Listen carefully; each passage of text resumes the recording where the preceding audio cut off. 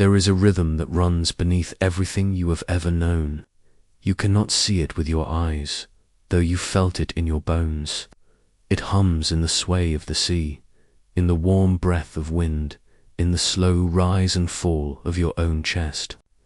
It exists in the silence between heartbeats, in the gentle curve of a whisper, in the way sunlight dances across the floor at dawn. We call them waves, not just the ones that roll endlessly onto the shore, but the unseen ripples that move through air, through water, through light, and through you. They are the world's quiet handwriting, a pattern of motion that carries sound, carries heat, carries life itself. Tonight, you and I will drift into their language.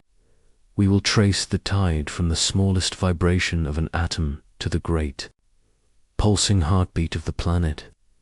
We will listen, not just with our ears, but with the part of ourselves that knows the world is alive in more ways than we can name. And somewhere, in these hidden patterns of waves, you may find a reflection of your own inner tide, a rhythm you have always kept, even in your sleep. Before we begin, I'd like to invite you to let this be your slow hour. Not a lecture, not a race, just a journey you can drift through at your own pace. If you find this calming, you might consider subscribing, not for numbers, but because these are the kinds of stories worth keeping close. Stories that are patient, stories that breathe. If a thought comes to you while listening, a memory of the sea, the sound of rain, the feeling of wind on your skin, you can leave it in the comments. Sometimes sharing our quiet moments helps them last longer. So settle in, find the position that feels most like home, breathe in, breathe out. The tide is already moving. Let's begin, learn the hidden patterns of waves. Chapter 1: The Breath of the Ocean. The first sound you hear is not a voice. It is a low, steady hush, as though the earth is breathing in her sleep. You are standing on a shore that seems to have existed forever, and the sea is drawing patterns at your feet, patterns it has been making for 1,000 lifetimes. Every wave is different, and yet every wave is the same. The sky above is pale, just before dawn, and the air tastes faintly of salt. The horizon is soft, blurred by the slow meeting of ocean mist and morning light. Somewhere far beyond your sight, the wind has brushed her fingers across the water, and the touch has traveled for miles to arrive here, at this quiet edge where water greets land. It arrives not in silence, but in rhythm. You listen, the ocean exhales, sending a line of foam sliding over sand, curling around small shells like fingers closing over treasure. The ocean inhales, retreating gently, leaving behind trails of bubbles that shimmer and pop. The breath comes again, and again. If you stand here long enough, you begin to feel that the sea is not simply moving, it is breathing, not in the way your chest rises and falls, but in the way life itself has a pulse. Waves are the lungs of the water world, and the shore is where you can hear them most clearly. We often think of waves as single events, something that happens when the wind blows, when a ship passes, when a stone is thrown into a still pond. But here, with the sand cool beneath your feet and the tide curling forward like the edge of a page being turned, you begin to see that waves are not a series of accidents. They are a language. The wind starts it, up where the air moves freely. Far from shore, gusts brush across the surface of the sea, creating tiny ripples, barely noticeable wrinkles in an otherwise smooth skin. If the wind keeps moving, those ripples grow. They gather the energy of the air, holding it in there. Curved backs. Small waves pass that energy to larger ones, the way a whispered story can travel through a crowd, changing shape, but never losing its heartbeat. And then miles later, perhaps days later, the wave reaches land. By then, it has been sculpted by its journey, smoothed by distance, stretched by depth, refined by the contours of the ocean floor. It arrives as a smooth, rolling body. Full of energy, it is carried across the world. And here's the quiet truth, that energy is not water itself. The wave moves forward, but the water does not travel with it.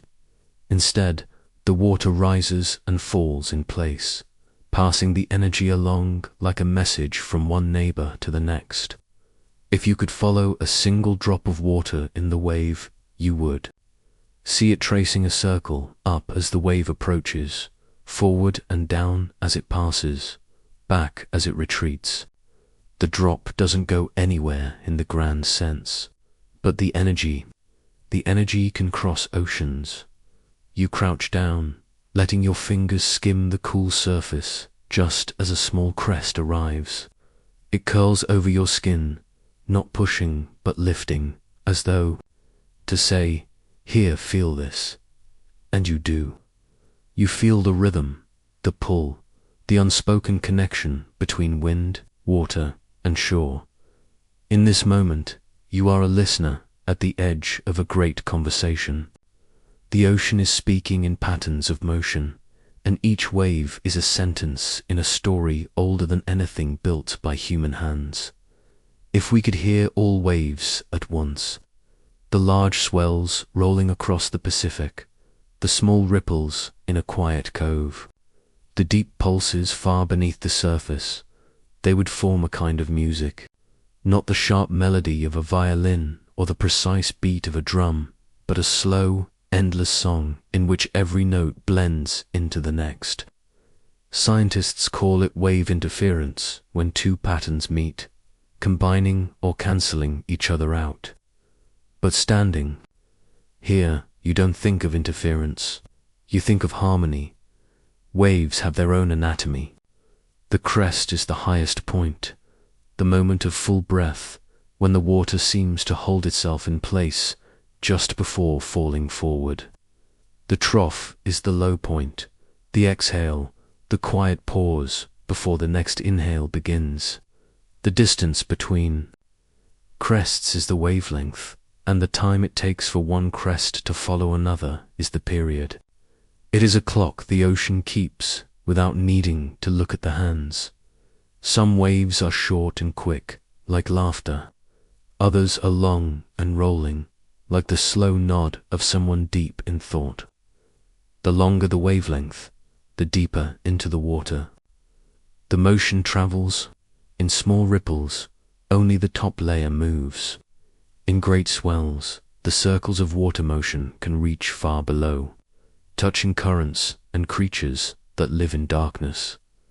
You picture it now, the cross-section of a wave, moving toward you in graceful arcs, the water below drawing its invisible loops. And you realize the breath of the ocean is not just at the surface. It is in the whole body of the sea. Somewhere far from here, storms are moving. They churn the water into chaotic patterns, sending bursts of energy out in every direction. Most of that wildness fades before reaching these calm shores.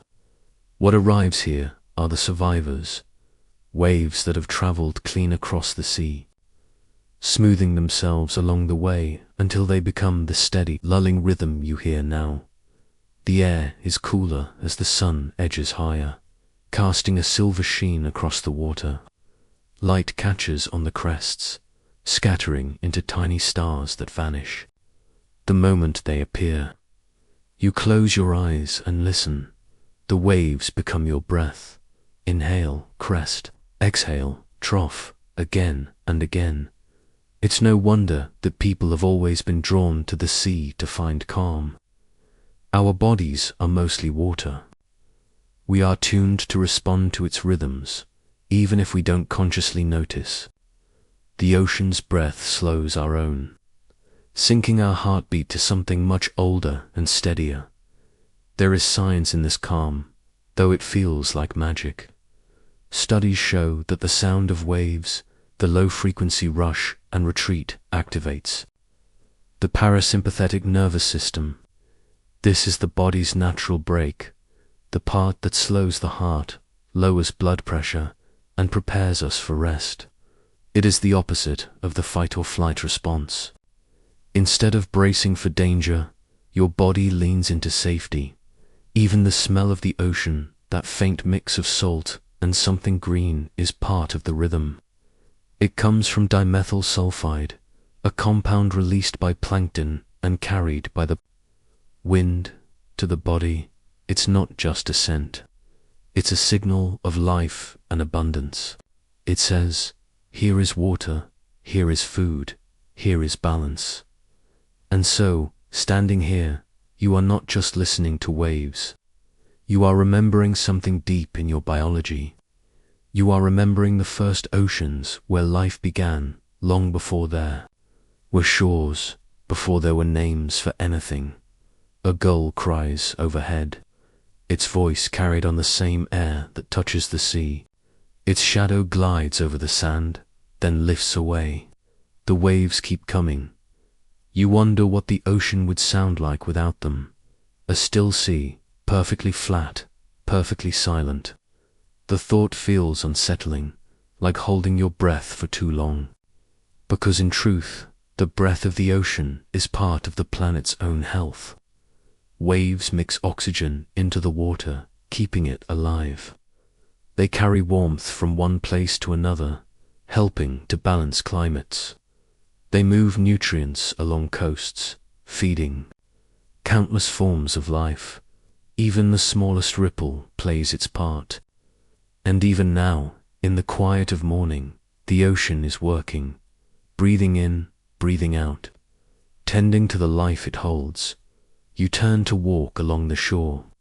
Your feet sink slightly with each step, the wet sand firm yet giving. Every wave that reaches you is unique, shaped by its own journey, touched by its own wind.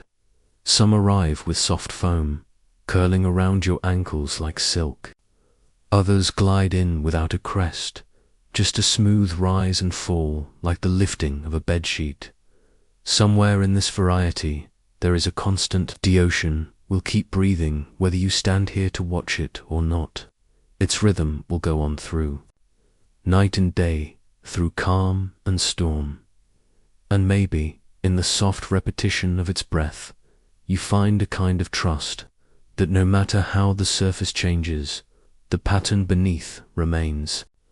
That the world is full of quiet forces keeping balance, even when you cannot see them, so you slow your steps. You match your breathing to the tide, and for a moment, it feels as though you and the ocean are part of the same endless inhale.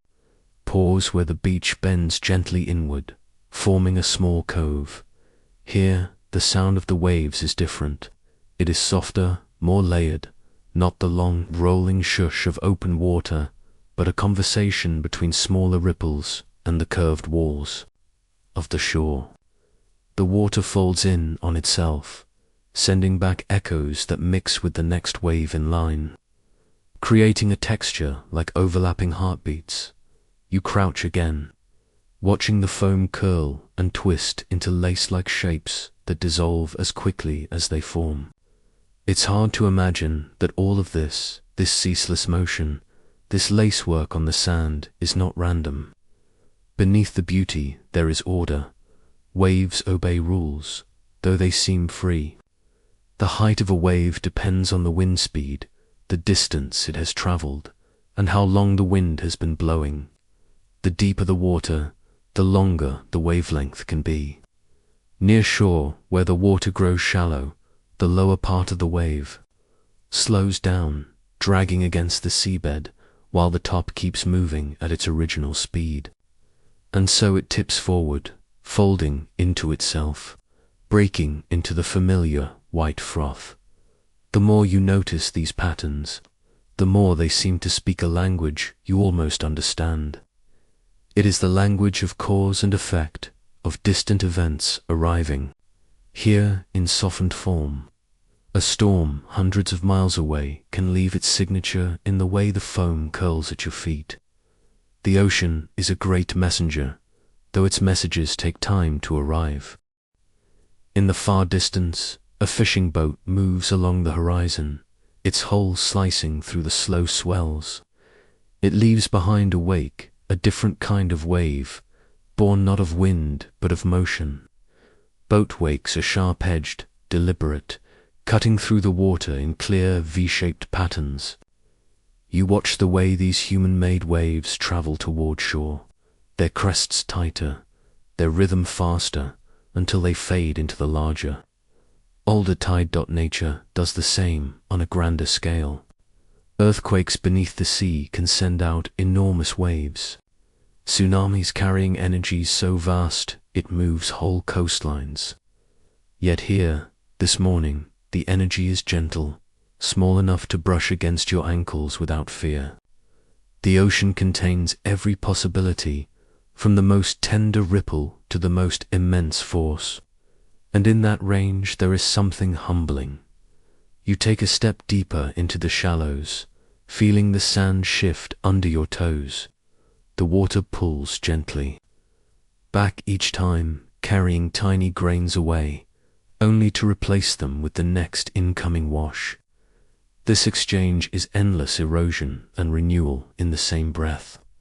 Even the land itself changes with the rhythm of the sea.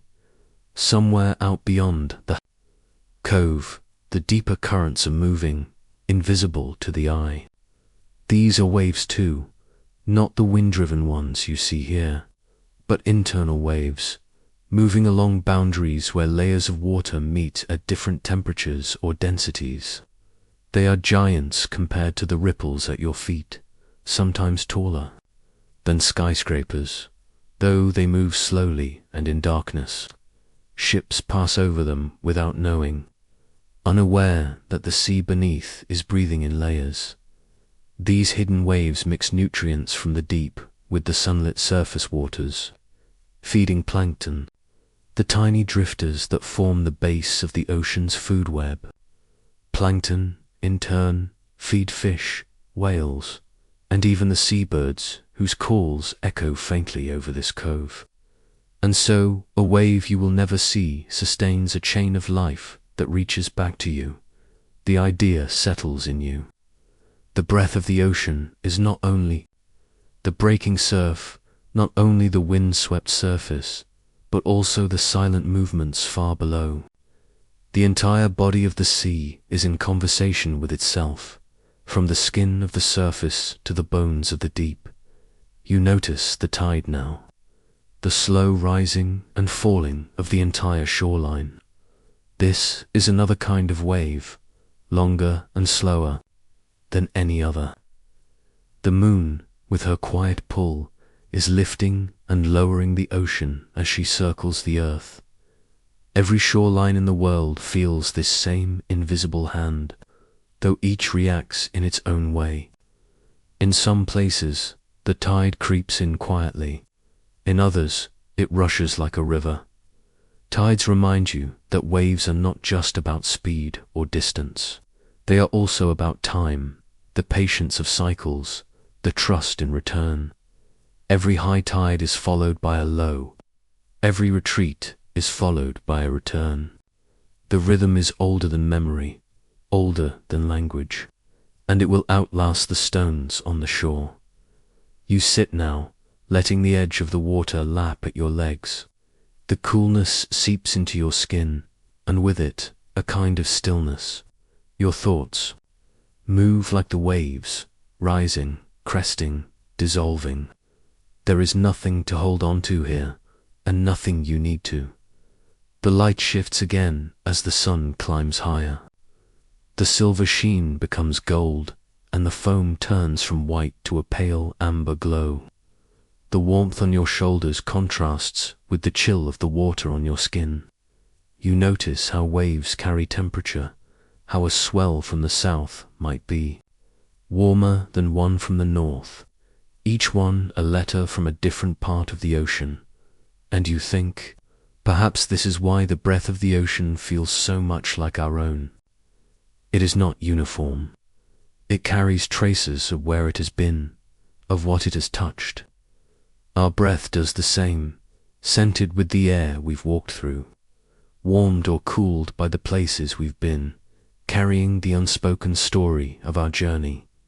A group of tiny sandpipers skitters along the wet sand, chasing the retreating foam. They pause just at the moment the next wave returns, darting away in quick, precise movements.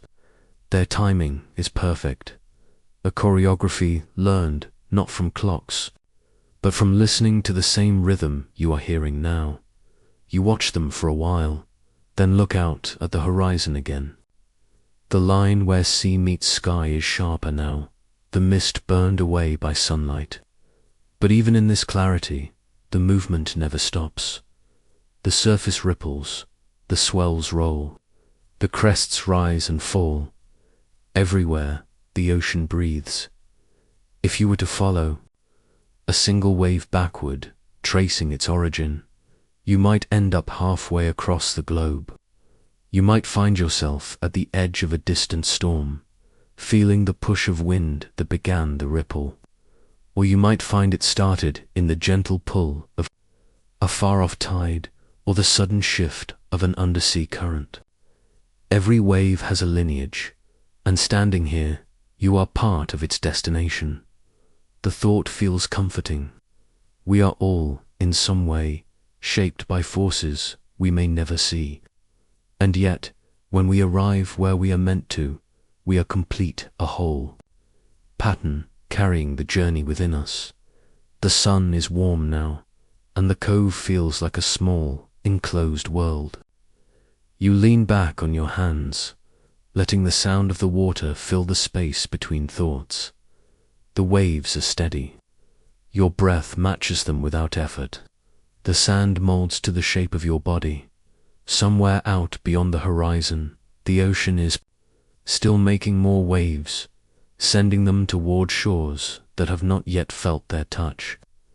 But here, for now, you have enough.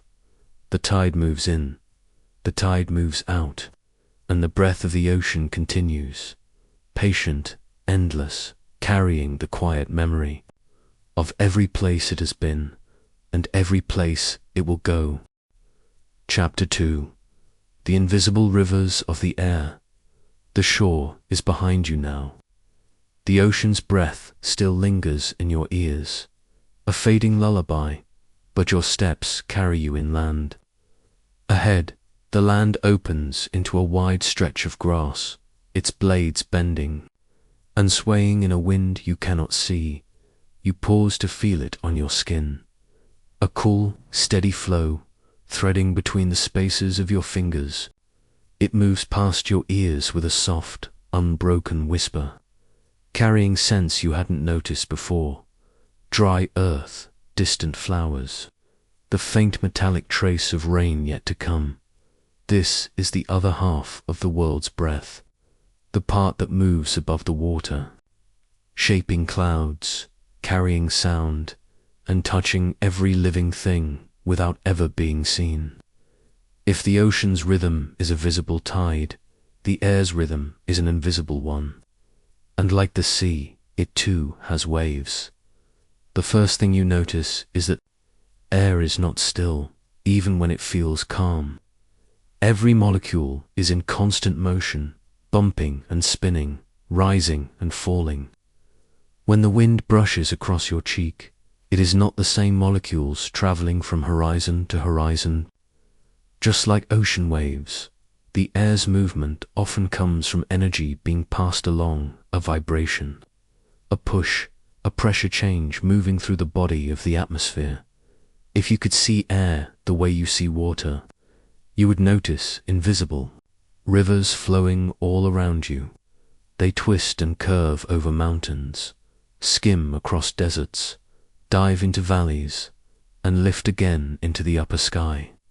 Some of these rivers move slowly, like a meandering stream. Others rush faster than any storm you've seen. Carrying weather across continents, meteorologists give them names: trade winds, jet streams, cyclones. But in truth, they are all variations of one thing, the shifting, breathing motion of the planet's skin. You close your eyes, standing in this field, and let yourself feel it. The air presses lightly on your face in one moment, then eases in the next, a pulse so subtle you might miss it if you weren't listening. But your body notices, deep inside your ears, tiny structures, called eardrums, tremble with each shift in pressure. They are exquisitely sensitive, able to pick up the smallest variations in the air's motion. It's how you hear. Though hearing is really just the mind's interpretation of air's waves. A single sound begins as a disturbance. A bird's call, a footstep in grass, the soft closing of a door. That disturbance ripples outward in all directions, squeezing and stretching the air in patterns. These are sound waves, tiny compressions and rarefactions moving through the atmosphere. And here's the strange, comforting truth. When you hear something, you are not feeling the air travel into your ear. You are feeling its pattern. The molecules themselves barely move from where they began. It is the message, the vibration that travels. You open your eyes again to the movement of the grass. It sways, not in chaos, but in currents. The wind here is not a single, uniform push. It comes in long, unseen waves. Scientists can measure these atmospheric waves, some as short as the span of a breath, others stretching thousands of kilometers. Gravity waves in the atmosphere, for example, are formed when air is pushed upward, perhaps over a mountain, and then gravity pulls it back down. The air overshoots, rising and falling in a repeating pattern, just as water does when disturbed. They are not the waves of the ocean, but the same physics guides them. You imagine these waves traveling above you now, some high in the thin blue sky, others curling low over the grass, passing through your body without resistance. You are inside the wave, part of it, breathing in its rhythm without knowing. The wind changes direction slightly, bringing with it a faint, rolling murmur. At first, you think it is just the grass, but then you notice it is deeper, longer, like the distant roar of water. You turn toward it and see a line of clouds low on the horizon, their bellies dark with moisture dot. Air waves carry more than sound. They carry storms. Every cloud is born from a meeting. Warm, moist air rises, cools, and releases its water in tiny droplets that gather together. These gatherings move along invisible highways in the sky, pushed and pulled by large-scale waves. In the atmosphere, some waves carry calm weather, others carry the seeds of lightning and rain. If you could rise into the sky and look down from above, you would see them as vast curling patterns, arcs of white cloud sweeping across oceans, spiraling slowly over land. And like the patterns in the sea, they tell stories of where the air has been and where it will go. You keep walking until the field slopes upward into a low hill. From here, the land stretches wide, and you can see how the wind moves differently. Across each surface, over the open grass, it runs smooth and quick. Over the patch of forest in the distance, it breaks and swirls, twisting between branches and leaves before spilling out again. This is turbulence, the chaotic side of waves in the air. Even in chaos, patterns exist. Turbulent air can break into smaller swirls, each with its own rhythm. Just as choppy water still follows certain rules beneath the surface. Pilots know these patterns well. They feel them as bumps and shivers in the air, the invisible rivers shifting course. Birds know them too. You watch as a hawk circles high above, its wings barely moving. It rides the rising waves of warm air. thermals saving its energy by letting the air carry it upward. Even here, the air's hidden waves are shaping lives. The breeze at your back grows warmer. It carries the scent of sun-warmed earth and something faintly floral, as if the wind has brushed past a meadow far from here and brought a trace of it along. Air can hold memories like this, molecules of pollen, salt, smoke, and deliver them to places where they do not belong. In this way, the wind is a messenger between worlds. You breathe in deeply, and somewhere in that breath is the work of distant waves. Perhaps the warmth came from sunlight absorbed by the ocean, carried upward in water vapor, riding air currents. Inland, perhaps the scent of flowers began in a valley you will never see. It strikes you that every breath you take is a meeting of journeys, invisible rivers converging in the space of your lungs. Your body doesn't just live in the air, it participates in its endless, circling dance. High above, the clouds shift, their shapes stretching and thinning in slow motion. These are cirrus clouds, feather-like, marking the path of strong winds. At great heights, they trace the edges of jet streams, fast-moving rivers of air that flow where the cold upper atmosphere meets warmer layers. Below jet streams are the great highways of the sky, guiding storms, steering weather, and even shaping the paths of migrating birds. They are born from temperature contrasts, and like ocean currents, they loop and weave, sometimes breaking into waves thousands of miles long.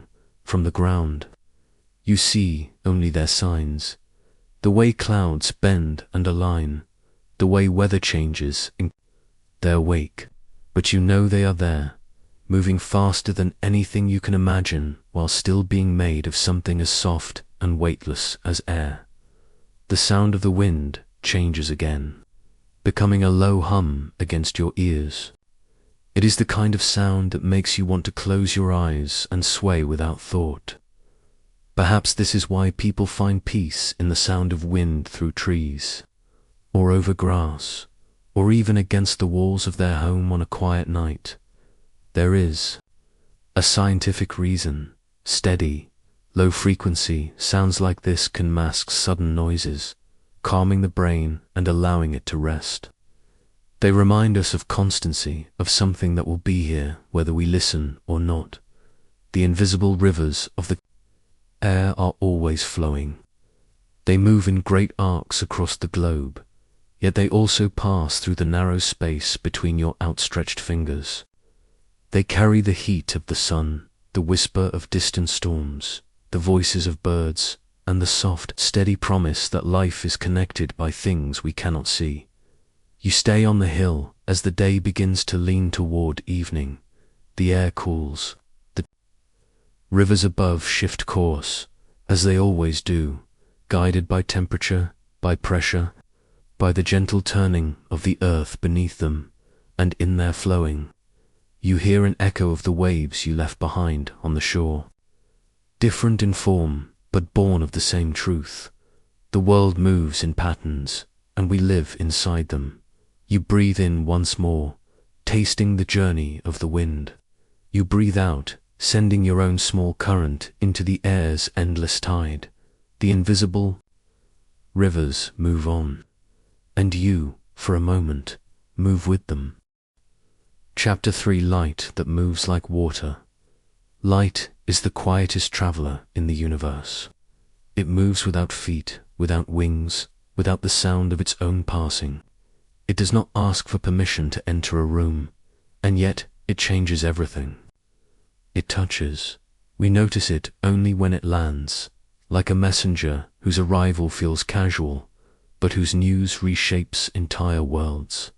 Here, in this place between waking and sleep, I want you to imagine light, not as a beam or a switch, but as a river. Not the kind of river you can wade into with your bare feet, but a river that flows invisibly through the air, carrying warmth, color, and time itself. It begins far away, so far that distance stops being a number and becomes a kind of dream.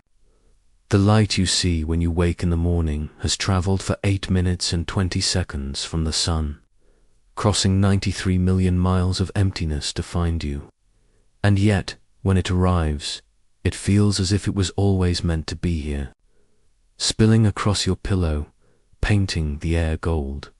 Some light is younger, some is older, much older. There is light still traveling toward us now that began its journey long before there were oceans, before there were continents, before the earth itself had cooled into its round blue form. This ancient light slips between the same molecules. You breathe, crossing your skin in silence, and you do not even know it is past. If you could see these rivers of light the way you can see water, you would notice how they bend, refract, scatter. They would shimmer like glass in motion, spilling around corners, breaking into fragments the way sunlight dances in the shallows of a lake. When light moves through water, it slows, not enough for you to notice with your eyes, but enough that it changes shape. It curves and wavers, as if the water itself is shaping its path. That is why, when you stand at the edge of the sea and look down at your toes, they appear closer than they truly are. The ocean is bending the river of light between you and your own body. But here's the strange part. Light does the same in air. We just never notice it, because air is so much thinner, so much less dense than water. Still, when the air is heavy with heat, or trembling with the shimmer of a summer afternoon, you can see the river for a moment, the air itself bending, the light into ripples. And if you've ever watched sunlight fall through leaves on a windy day, you've seen the current of light moving across the earth. It pours like water over the grass, like a stream shifting its course with the wind's touch. There is a quiet magic in knowing that the same rules that guide the rivers on earth, the push and pull of currents, the way water finds the easiest path, also live in the way light moves. It finds openings, it flows around obstacles, it refracts into colors when broken apart. If you hold a prism in your hand and let the sunlight strike it, you will see the river divide into a spectrum, not just colors as we casually think of them, but pure frequencies, each one a distinct note in the song of light. Red moves more slowly than blue, stretching out like the deep sound of a cello string. Blue is quick and sharp, a high violin note that reaches your eyes faster. And together, they make the harmony of the world we see. We think we live in a world of objects, but in truth, we live in a world of light reflected from objects. Without light, a red apple is neither red nor bright nor visible. It simply exists, unannounced. It is the light that comes, touches its surface, and carries the story of redness to your eyes. And when light touches the ocean, that is when the two rivers meet. You have seen it before, the way the sea turns turquoise near the shore, the way the deeper waters shift into indigo and violet. Water swallows certain colors and lets others pass. It is why the far horizon of the ocean always seems darker than the waves near your feet. The deeper you go, the more colors vanish, until all is blue, then black, and then, in the deep places, no light at all. But light is stubborn. Even in those shadowed depths, some creatures have learned to make their own. The anglerfish, the lantern jelly, the comb jellies that drift like slow fireworks in the dark. They bend the river to themselves, creating sparks in a place where the sun cannot reach. This, too, is water teaching light a new language. If you've ever stood in shallow water at sunset, you've seen something even more curious, the way light does not just flow over the surface, but into it. moving down through the waves and then bouncing back toward you. These are the reflections we love, the gold pathways that seem to lead straight into the horizon, the scattered diamonds of sunlight that burst and vanish with every crest of a wave. The river above meets the river below, and for a moment they seem to speak to one another. Light, like water, also has tides. The rhythm of sunrise and sunset is the great tide of the day, pulling the river across the world's surface. In the morning, the current rises gently, spilling pale blues and silvers into the sky.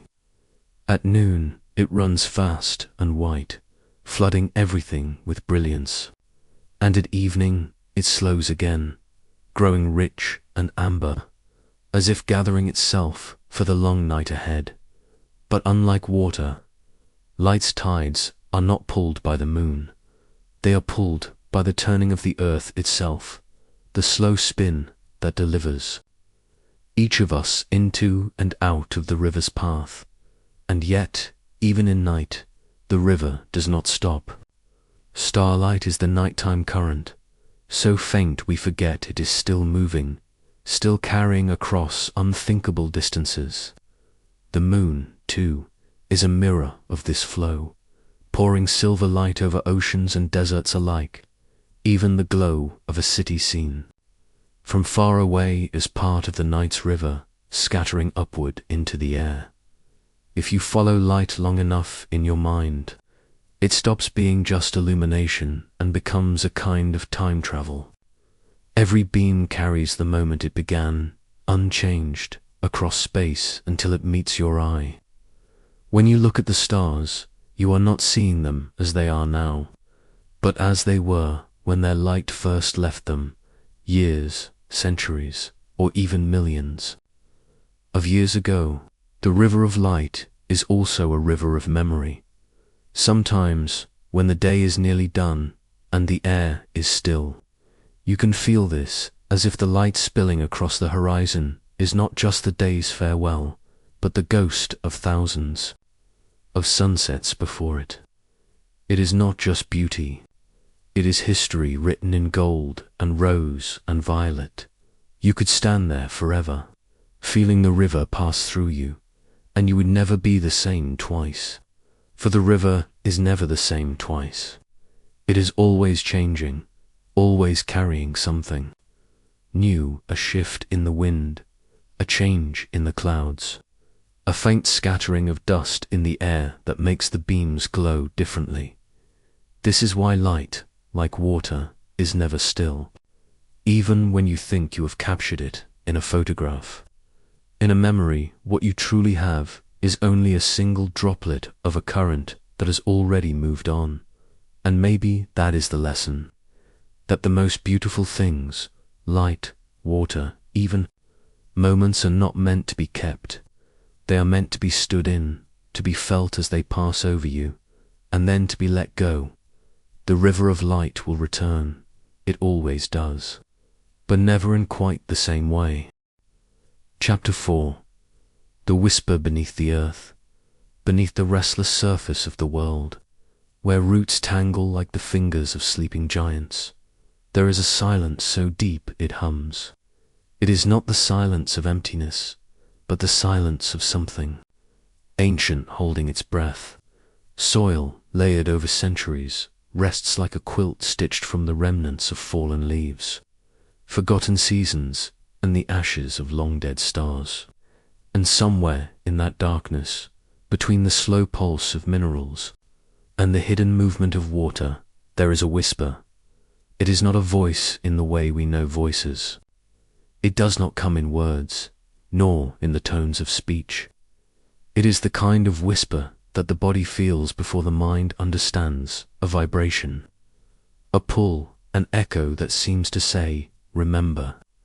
Those who have pressed their palms to the ground and stayed still long enough sometimes feel it, a shiver that runs not through the skin but through the bones. It is the earth speaking to itself, and perhaps to those who care to listen.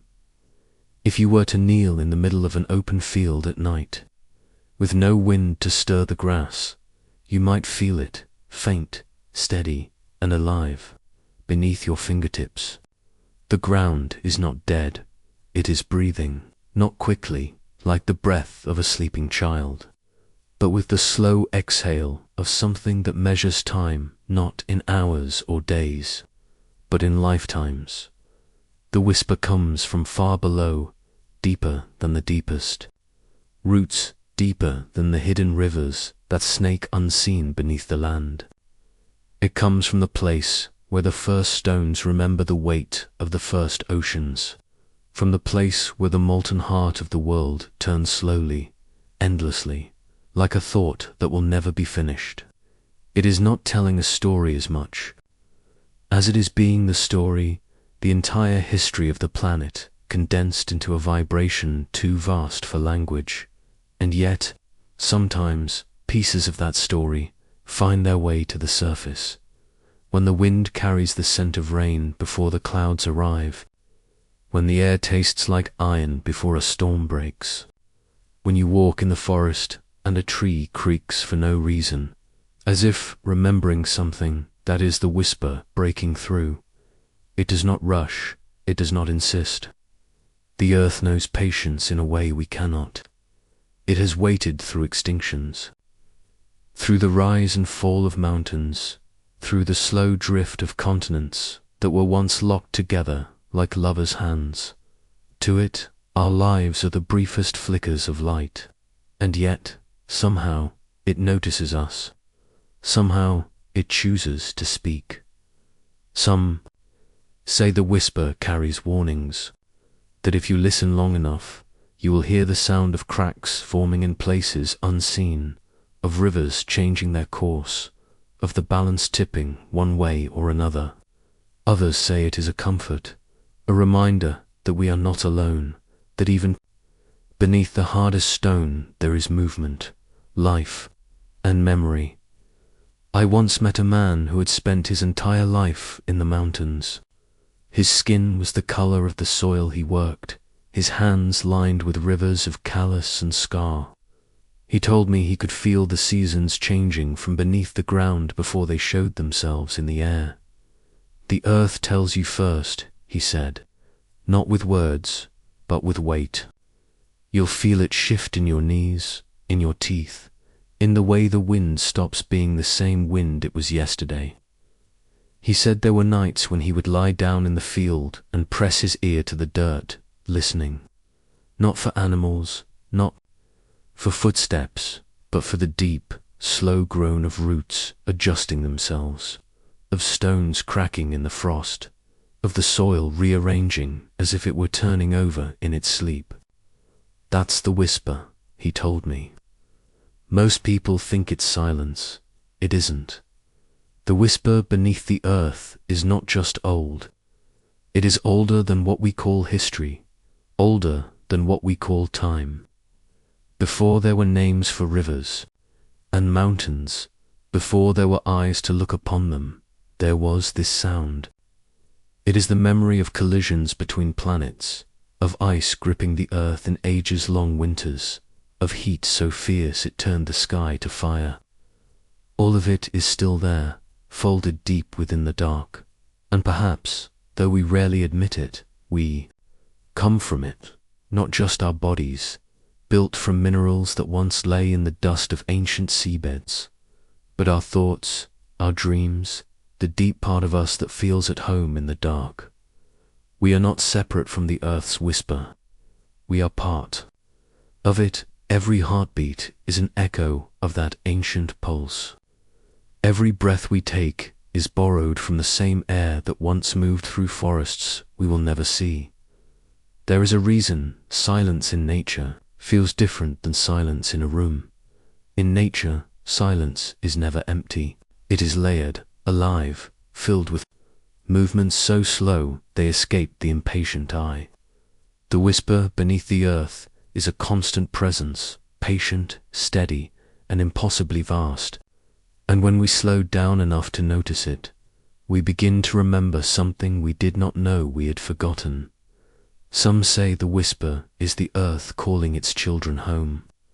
Others say it is simply the way the world speaks when no one is talking over it, but either way, there is a truth in it. The ground beneath our feet is not still. It holds the memory of everything that has been and the seed of everything that will be. And perhaps, if you listen long enough, you will hear not just the story of the world, but your own story woven into it. A reminder that you, too, are part of something that began long before you were born and will continue long after you are gone. Beneath us, the whisper goes on, unhurried, unending, and whether we listen or not, it will keep speaking. Chapter 5: The Tide Within You. There is a rhythm inside you that you do not consciously command, yet it moves you all the same. It is older than your thoughts, deeper than your fears, and more constant than any love or grief you have ever known. You may not hear it in the noise of the day, when life insists upon its chaos, but it is there, pulsing, pulling, releasing, returning, like the tide. The tide within you has no shoreline to retreat from, no moon to obey, yet it mirrors the ocean's patient sway. Your heart is the tide's drum, your breath its wind.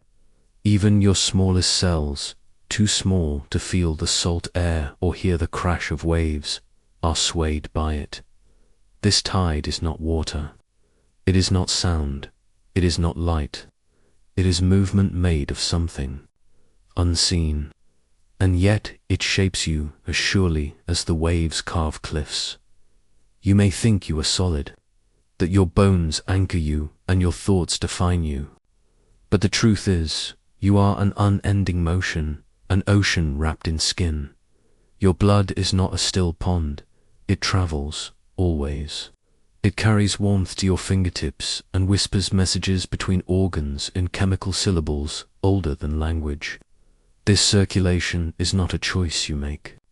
It is a devotion your body has to your life. If you could quiet yourself enough quieter than you ever thought possible, you would feel the push and pull in your veins, like the sea beneath a frozen surface. If you could listen, not with your ears, but with the full depth of your awareness, you might sense the tide's truth, that it is not here to be conquered, and it is not here to obey you. It is here to sustain you, even when you forget to sustain yourself. This inner tide has known your deepest exhaustion and carried you through it. It has been with you on nights when sleep refused you and mornings when your body rose before your mind. It has been steady when your emotions have been storms. And yet, how often do you thank it? How often do you let yourself feel awe for the quiet mechanics that keep you alive? We are quick to worship the stars for their distance and their light, but slow to honor the miracle pulsing inside us. The tide within you is not only physical, there is an emotional tide as well, an invisible ocean that swells when you love, recedes when you lose, crashes when you are overwhelmed. Sometimes, your inner waters are still, as if the world has paused to let you rest. Other times, they are wild and restless, as if the entire sea has risen to the edges of your skin. We are taught to fear our high tides, those moments when feeling floods us so completely we cannot keep it contained. We call them breakdowns, outbursts, mistakes. But what if they are simply the natural surges of an inner ocean that refuses to dry up? If you could see your emotional tide from above, as if from the window of an airplane, you would notice its beauty, the way it glistens when the sun of joy strikes it, the way its storms churn the sediment of old pain so that it may be carried away, the way its currents draw in and let go without needing permission. The ocean outside of you is vast, but the one inside you is intimate. It remembers every shore you've ever walked along, every hand you've ever held, every word that ever felt like a weight or a wing. When you cry, It is the inner tide releasing itself, spilling salt water as if to remind you that you are still connected to something primal and infinite. And here is the paradox. While the tide within you feels infinite, it is also fragile. Too much pressure and it stutters. Too much neglect and it retreats into a kind of survival mode. When you deny your feelings, when you push your body beyond its limits, when you silence the inner voice that asks for stillness, you risk making the tide shallow. It still moves, but without its full force. You must let the tide breathe. You must let it have its rise and fall without shame. You must trust that it knows how to return, even when it seems gone in the quiet of night. When the world outside is finally hushed, you can meet your tide. Lie down, place a hand over your heart, and feel the pulse. Follow it until you can sense the rhythm, not just in your chest, but in your fingertips, in your toes, in the space behind your eyes. This is the inner ocean making its rounds. This is life choosing you, again and again, with each beat. When you inhale deeply, you invite the tide in. When you exhale slowly, you let it go. In, out, rise, fall. And though your lungs are the instruments, your entire being is the music. Think of the times you have felt unmoored, when everything in you felt like it was drifting into a dark unknown. The tide was still there then. You may not have noticed, because fear has a way of making us deaf to anything but itself. But beneath the fear, the tide was still whispering, "Stay, this is what it does. It stays, it comes back. No matter the storms, no matter the droughts, no matter how many times you have doubted your ability to keep going, it comes back. You are a creature of cycles, not straight lines. You were never meant to be always strong, always happy, always certain. You were meant to ebb and flow, to gather and release, to rest and return. The tide within you teaches this. Without words, sometimes the inner tide carries old things to shore, regrets you thought you buried, memories you thought you had let sink. These are like driftwood, not here to drown you, but to remind you of the voyages you have survived. If you examine them with patience, you might even find that some of them can be carved into something new. Other times, the tide brings you treasures, a sudden peace in the middle of a crowded room, a burst of clarity in the middle of confusion, a wave of tenderness toward someone you thought you could never forgive.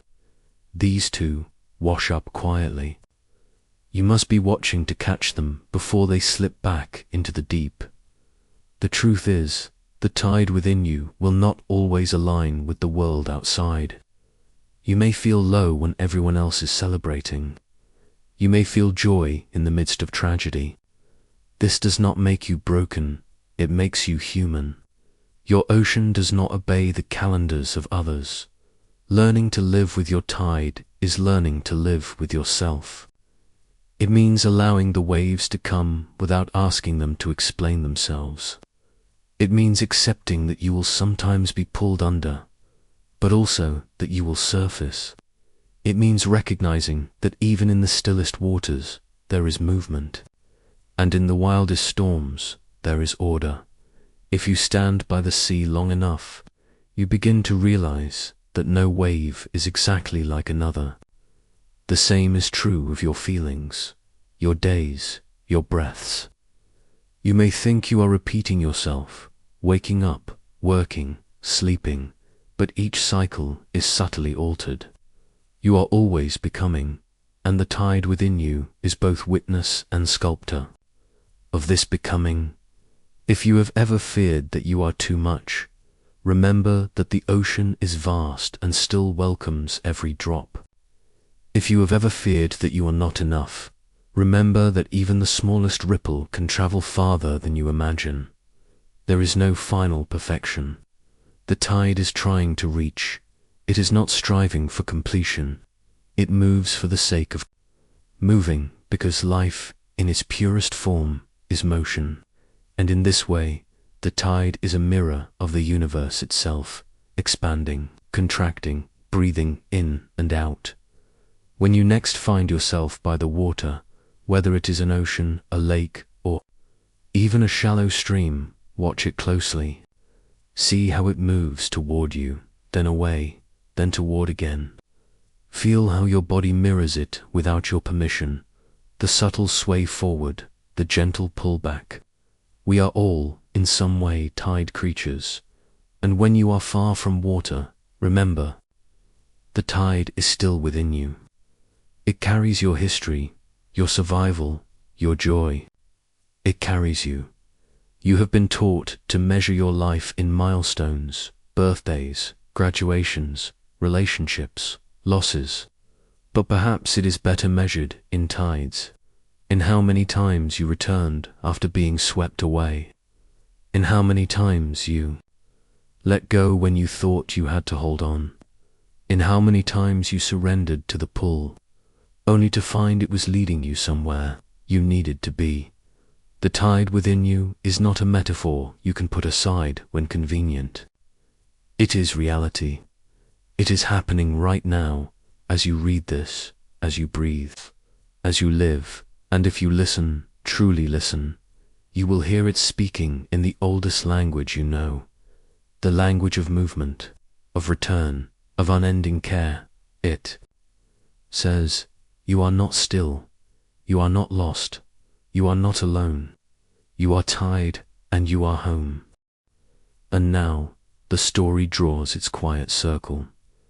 We have drifted through so many worlds together tonight, from the first shimmering sparks at the dawn of everything, to the delicate breath of light that still hums across the black ocean of space. We have walked through the veils between stars, listened to the slow heartbeat of the earth, and felt the unspoken language that tides whisper to the moon. We have descended, not in haste, but in reverence, into the whisper beneath the earth, where roots dream and stones remember. We have felt the pull of the tide within you, that inner ocean you carry, shaped by the same rhythms that shape the sea. Its currents rise and fall, not in chaos, but in the ancient music of balance. And maybe, somewhere along the way, you began to realize the universe was never far away. It was never something out there, a distant constellation beyond your reach. It has always been here, folded quietly inside you. Every star we spoke of tonight, every wave, every grain of soil, is part of you. The same patterns that draw galaxies into spirals also draw your breath in and out, like the slow expansion of the night. The universe is not asking you to race it. It is not demanding you keep up with its pace. It moves slowly, patiently, like the way seasons change, or the way shadows lengthen in late afternoon. And you are allowed to move just as gently. There is no rush here, no pressure to reach a conclusion or to solve the riddle of your place in it all. The stars are in no hurry to burn out. The waves are in no hurry to break. The earth takes its time to turn, and so can you. Feel that stillness, the kind that doesn't ask for anything, the kind that simply holds you, like gravity holds the moon. Somewhere far above, light from a star that died 1,000 years ago is just now reaching this moment, touching your skin without you even knowing. Somewhere deep below, water is moving through layers of stone, finding its way home after centuries underground, and somewhere inside you, your own heart is keeping its quiet watch, beating out the rhythm that carries you forward. It is all connected. You are not separate from any of it, and maybe that is the truest comfort of all, that you belong here, in the vast and in the small, that you are part of the deep hum beneath everything, a note in the song the universe has been singing long before you arrived, and will keep singing long after. So let go now. Let your thoughts grow softer, like fading ripples on a still pond. You have traveled far enough for one night. You have listened deeply, and now you can rest, because the universe will keep turning without you watching. The stars will keep their places, the tides will keep their time, the earth will keep whispering. All you have to do is close your eyes and join the quiet. Good night.